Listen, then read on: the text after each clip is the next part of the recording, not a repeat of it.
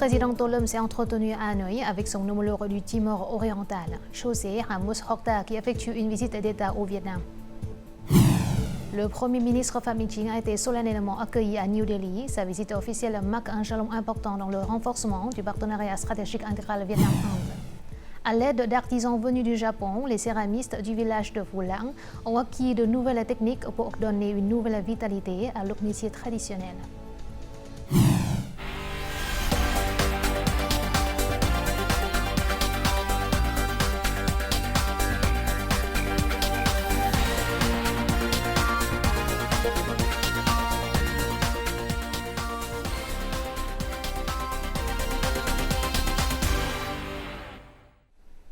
Mesdames, Messieurs, bonjour. Merci d'être avec nous dans cette nouvelle édition du journal francophone. Le président du Timor oriental, José Ramos Horta, effectue une visite d'État au Vietnam du 31 juillet au 3 août. Ce jeudi matin à Hanoï, le président Tolom a présidé une cérémonie d'accueil officielle en l'honneur de son homologue. Les deux présidents se sont par la suite entretenus sur le renforcement des relations de coopération entre le Vietnam et le Timor oriental. Tout de suite, compte rendu.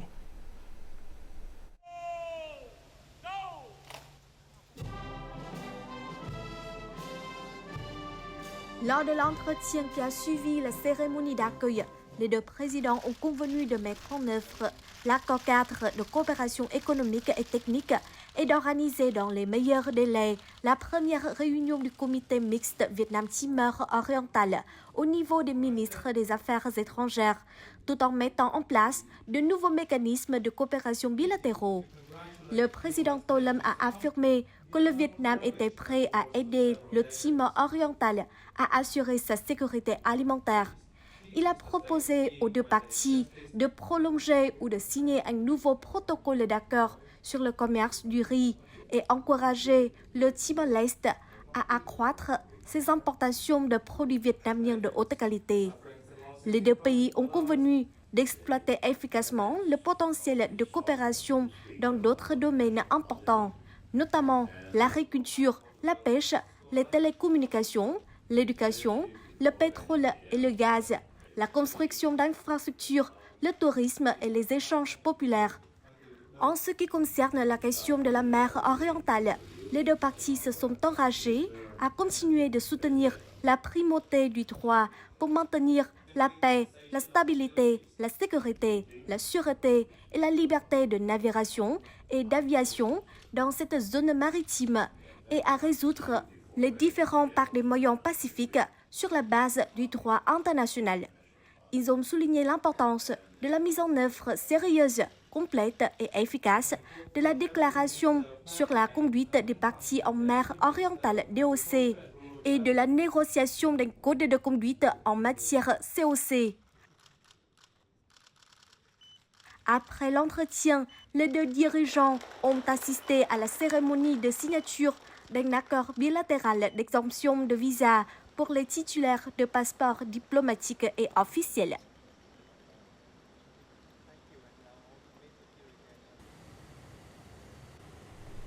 Dans la même journée, le président Tolom a reçu à Hanoï Lee Ka-chiu, le chef de l'exécutif de la région administrative spéciale de Hong Kong, Chine.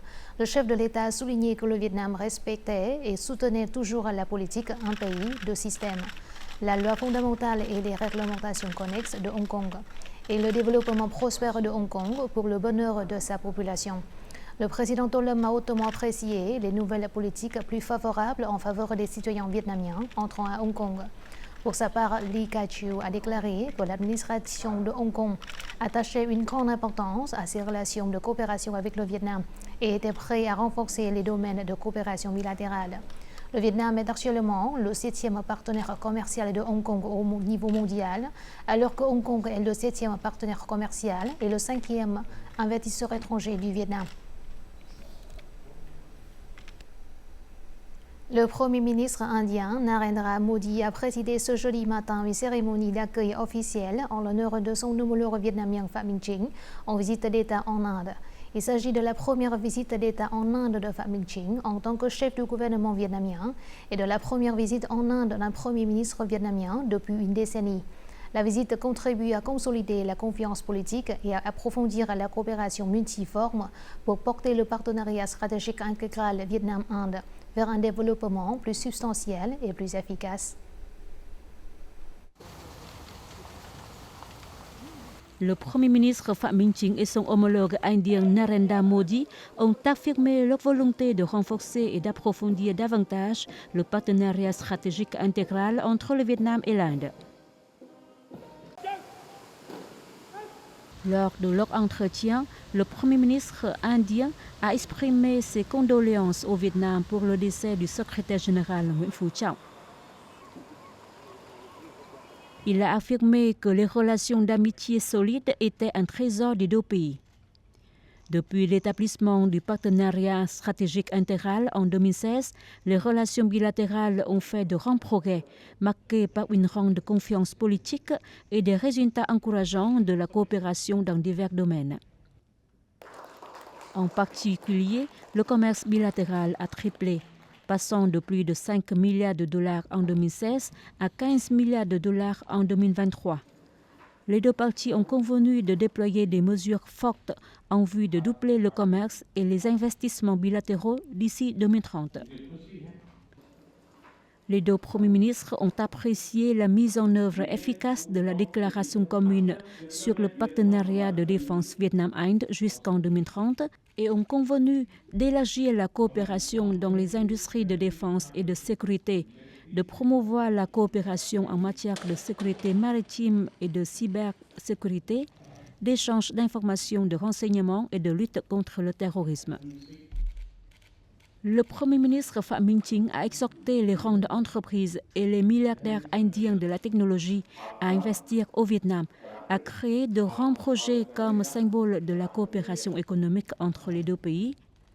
Les deux dirigeants ont proposé d'élargir la coopération scientifique et technologique, en particulier dans les domaines des technologies de base, des semi-conducteurs, de l'intelligence artificielle et de la coopération en matière d'innovation, de technologies minières et de traitement des terres rares. Les deux pays s'orientent vers la création d'un forum de partenariat numérique et la signature d'un accord de partenariat numérique. Discutant des questions régionales et internationales, les deux dirigeants ont convenu de continuer à se soutenir mutuellement et de coopérer étroitement dans les forums régionaux et internationaux, d'élever les principes visant à assurer la sécurité, la sûreté et la liberté de navigation et d'aviation et de résoudre pacifiquement les différends sur la base du droit international, y compris la Convention des Nations Unies sur le droit de la mer de 1982.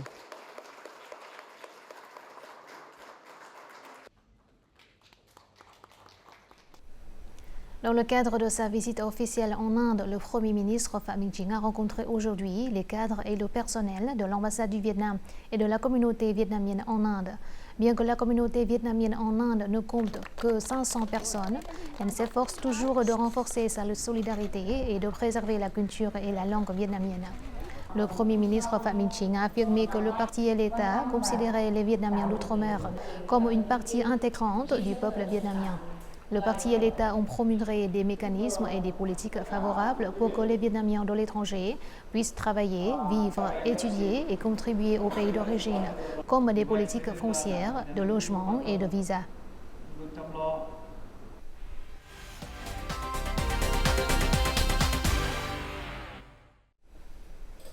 Passons tout de suite à d'autres informations de l'actualité. Il y a 4 ans, jour pour jour, l'accord de libre-échange Vietnam-Union européenne EVFTA est entré en vigueur. C'est l'un des premiers accords de libre-échange de nouvelle génération signés par le Vietnam. 4 ans après son entrée en vigueur, l'EVFTA s'affirme comme un pilier de relations économiques entre l'UE et le Vietnam.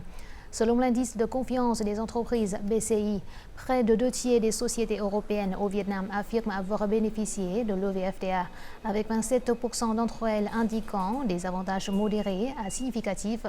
Le chiffre d'affaires des exportations vietnamiennes vers l'Europe est passé de 35 milliards d'euros en 2019 à plus de 48 milliards d'euros en 2023. Côté investissement, l'UE confirme sa position de partenaire majeur avec 28 milliards d'euros investis dans 2450 projets au Vietnam. Au cours des 7 premiers mois de cette année, le chiffre d'affaires total des exportations vietnamiennes de produits agricoles, forestiers et halieutiques a atteint plus de 34,3 milliards de dollars. Il s'agit d'une augmentation de plus de 18% par rapport à la même période de l'an dernier. Ce résultat a été obtenu grâce à des accords de libre-échange signés par le Vietnam. Le volume des exportations de bois de cette entreprise depuis le début de l'année a augmenté de 15% en glissement annuel. En profitant des incitations tarifaires des accords de libre-échange, l'entreprise a accédé à de nouveaux marchés où la demande de produits de bois industriels est élevée. L'Inde est devenue un nouveau marché potentiel. Le marché japonais présente également un grand potentiel pour nous. À la fin de l'année, le marché mondial du bois devrait connaître une croissance supérieure à celle des premiers mois de cette année. Le Vietnam a signé des accords de libre-échange avec plus de 60 pays, dont des grandes économies telles que la Chine, l'Union européenne, le Japon et le Royaume-Uni. Ces accords ont ouvert de nombreuses portes aux produits agricoles vietnamiens. En particulier, l'accord de partenariat transpacifique global et progressiste et l'accord de libre-échange UE-Vietnam ont permis au chiffre d'affaires des exportations agricoles et alimentaires du Vietnam d'atteindre un taux de croissance à 2 chiffres ces dernières années. Les entreprises doivent continuer à tirer parti des accords de libre-échange. Elles doivent diversifier les marchés pour augmenter la production et les exportations.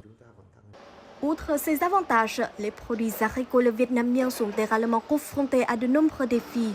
Les entreprises vietnamiennes doivent faire preuve de flexibilité face aux barrières techniques élevées et aux normes écologiques de nombreux pays importateurs. L'UE a émis de nombreuses réglementations liées à l'environnement et au travail, qui obligent les entreprises vietnamiennes à s'adapter régulièrement et à maintenir une production systématique. Les coûts de transport élevés constituent également un obstacle à l'exportation de produits agricoles. Diversifier les marchés et profiter des accords de libre-échange sont des solutions que le ministère de l'Industrie et du Commerce recommande aux entreprises pour minimiser les impacts sur leurs activités d'exportation. À la mi-juillet, la croissance du crédit dans l'ensemble de l'économie n'avait atteint que 5,3%, mais sa structure a changé positivement. Les capitaux ont afflué vers des secteurs de production bien rétablis, tels que la sylviculture et la pêche, l'agriculture et le commerce extérieur. En outre, la Banque d'État vient de lancer un programme de crédit de 4,87 milliards de dollars dans le but de diriger les flux de capitaux vers des secteurs prioritaires. Le programme de crédit de 600 millions de dollars pour la sylviculture et la pêche a été entièrement décaissé après moins d'un an. Suite à ce résultat positif, 600 millions de dollars supplémentaires seront injectés dans ce secteur. Après avoir constaté les résultats, nous avons injecté 250 millions de dollars supplémentaires dans les secteurs sylvicoles et halieutiques, portant le capital de crédit total du secteur à 450 millions de dollars. Nous leur accordons encore plus de crédit. La demande accrue de capitaux pour la production et les affaires a stimulé la croissance du crédit dans une direction positive. C'est également ce que vise l'Agence de gestion de la politique monétaire. Le programme de crédit de 4,87 milliards de dollars pour les prêts aux logements sociaux est également à l'étude pour un ajustement dans une direction plus efficace. Nous proposons au gouvernement de lancer un paquet de crédits de 4,87 milliards de dollars américains. Au lieu d'une réduction de 2%, le taux d'intérêt que nous proposons sera de 3% par rapport au taux de prêt normal pour les acheteurs de logements. La durée sera également allongée de 3 à 5 ans, avec une période de grâce supplémentaire de 5 ans. Le programme de crédit pour les prêts au logement social ne se limite pas aux 4 grandes banques commerciales, mais a également attiré d'autres banques. Des politiques visant à attirer les emprunteurs sont également promues. Nous disposons d'un programme de crédit d'1 milliard de dollars pour les prêts immobiliers avec des taux d'intérêt préférentiels à partir de seulement 5,8% par an sur une durée allant jusqu'à 20 ans. Il s'agit d'une très bonne politique pour les emprunteurs de prêts immobiliers. La reprise des secteurs de la production et des affaires, ainsi que les politiques de relance du crédit et les taux d'intérêt stables, sont des signaux positifs pour jeter les bases d'une croissance positive du crédit et soutenir le développement économique. Notre journal continue avec les taux de change et l'indice de la bourse du Vietnam.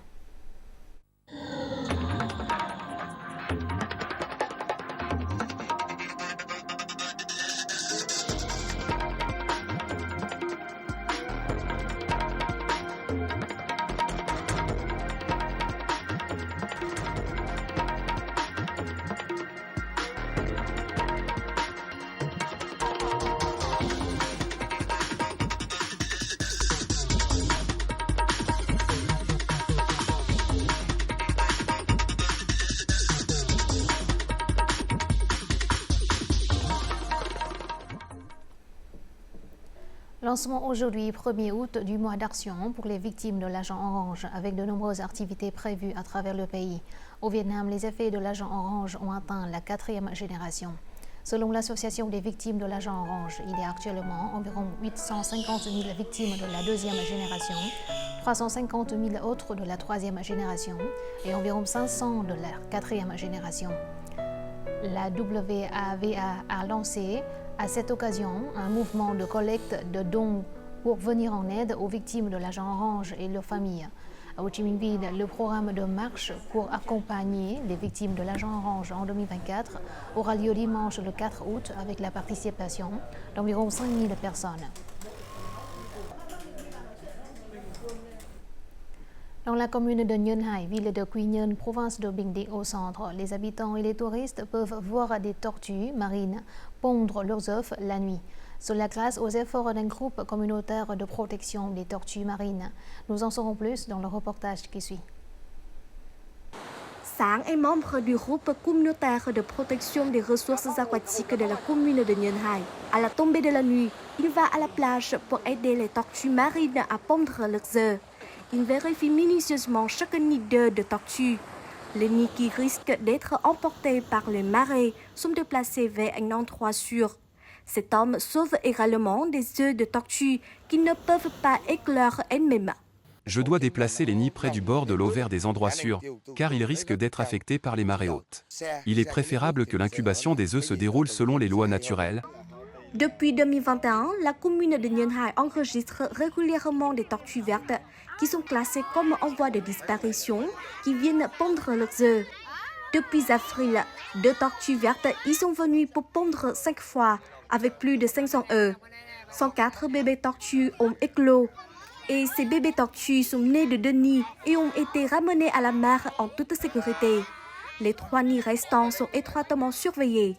Le fait que les tortues viennent continuellement ici pour pondre est dû aux efforts de la population locale pour protéger l'environnement et les tortues marines.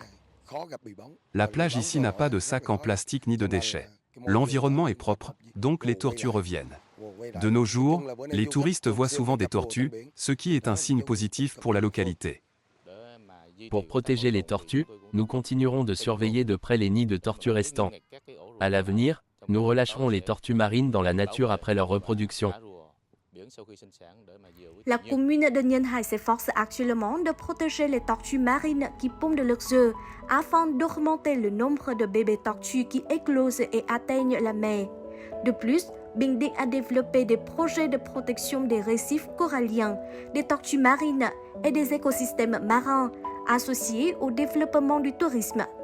La province prévoit d'introduire des visites des sites de nidification des tortues marines dans un avenir proche. La soie, la céramique, le bambou, le papier zo et la laque sont des matériaux traditionnels du Vietnam. Ils peuvent non seulement être utilisés dans la vie quotidienne, mais constituent également des matériaux pour de nombreuses œuvres d'art.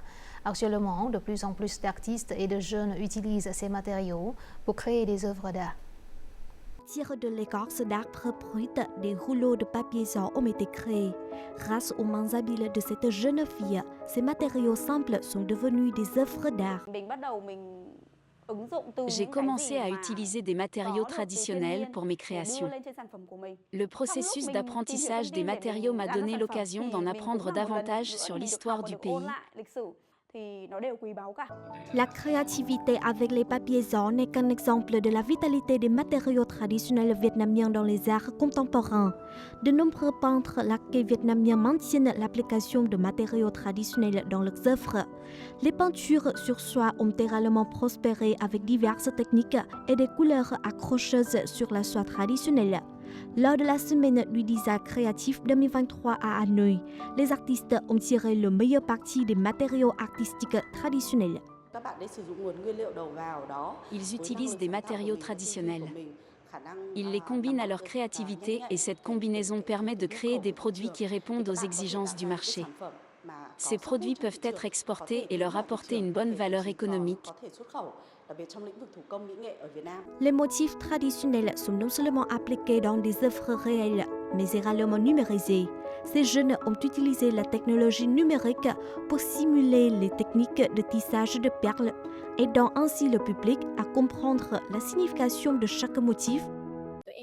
Nous utilisons la technologie numérique pour connecter ces œuvres d'art patrimonial aux générations futures, afin que les jeunes puissent avoir davantage d'idées et d'initiatives pour appliquer leur héritage dans la vie moderne. Avec ce musée numérique, les motifs de Proca seront utilisés dans des médias tels que des documentaires ou des clips musicaux, contribuant ainsi à diffuser la culture nationale dans la vie moderne.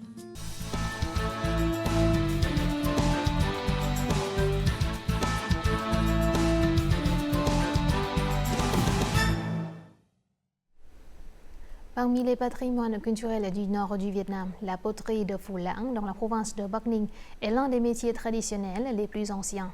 Dans le but d'apporter une nouvelle vitalité à la poterie de Phu Lang, un groupe d'artisans de céramique japonais est venu transmettre ces techniques aux artisans locaux, les aidant à réaffirmer la valeur des céramiques de Phu Lang dans la société contemporaine. Tout de suite, récit de Tu Yen. Bùi Văn Huấn est né et a grandi dans le village de poterie de Phu Lang.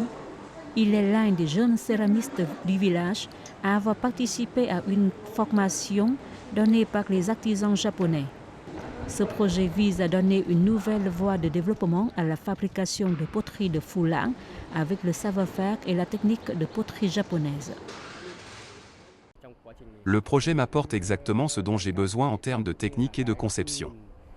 Au cours de la formation, j'ai appris à créer des céramiques de haute valeur d'application comme des bols, des assiettes, des théières ou des décorations répondant au marché. Les matériaux utilisés sont tous d'origine naturelle et deuxièmement, j'ai acquis des expériences en termes de promotion commerciale pour faire connaître les produits afin d'améliorer leur valeur ajoutée. Participant également au projet, Phạm Văn Tuấn est l'un des 15 excellents artisans envoyés au Japon pour une formation approfondie. De retour au Vietnam, il se concentre sur des produits uniques qui combinent harmonieusement des matériaux vietnamiens et des techniques japonaises. Après avoir participé à cette formation, sous le guide des artisans japonais, j'ai amélioré mes compétences en matière de modelage de l'argile, de mise en forme, ainsi que la façon de fabriquer des émaux et des matériaux pour améliorer la qualité et l'esthétique des produits de céramique. Le design est plus délicat, le produit est plus léger, avec des couleurs plus diversifiées. Je fabrique une gamme de produits plus personnels, plus uniques, plus sophistiqués. Ces produits se vendent très bien. De plus, nous pouvons économiser et optimiser la source des matières premières. En moins de 3 mois, à l'aide des artisans japonais, le premier lot de céramique a été achevé. Il s'agit de céramiques haut de gamme, au design divers, avec une grande valeur esthétique et d'application. Les artisans japonais ont également réussi à produire de l'argile fine selon les méthodes traditionnelles japonaises. Ils ont construit des fours adaptés permettant de raccourcir le temps de cuisson et d'économiser le bois de chauffage. Dans l'art de poterie, l'argile est très importante. Mes élèves et moi avons étudié la source d'argile de Phu Lang pour décider d'appliquer quelles techniques et méthodes pour assurer la meilleure qualité des produits.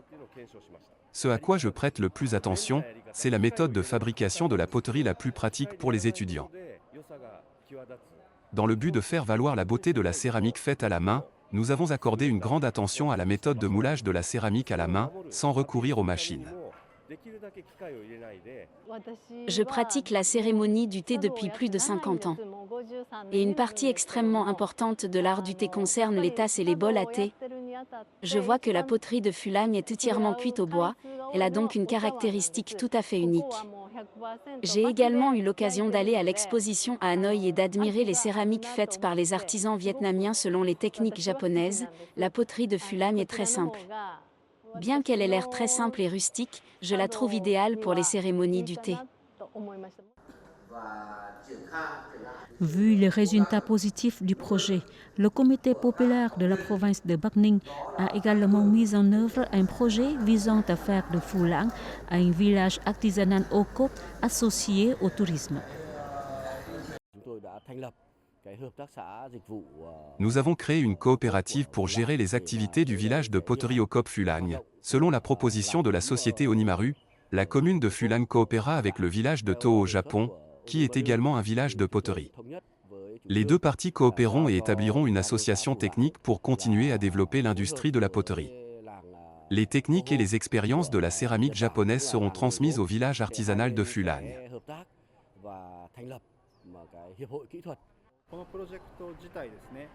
Une partie de ce projet consiste à construire un modèle de production de céramique à Phulang et à le reproduire dans d'autres villages de céramique au Vietnam. Nous avons de nombreux liens avec des villages de poterie vietnamiens et japonais, dont Bat Chang et Toho. Par conséquent, une fois ce projet terminé, nous espérons que le réseau reliant les villages de céramique des deux pays sera de plus en plus étendu.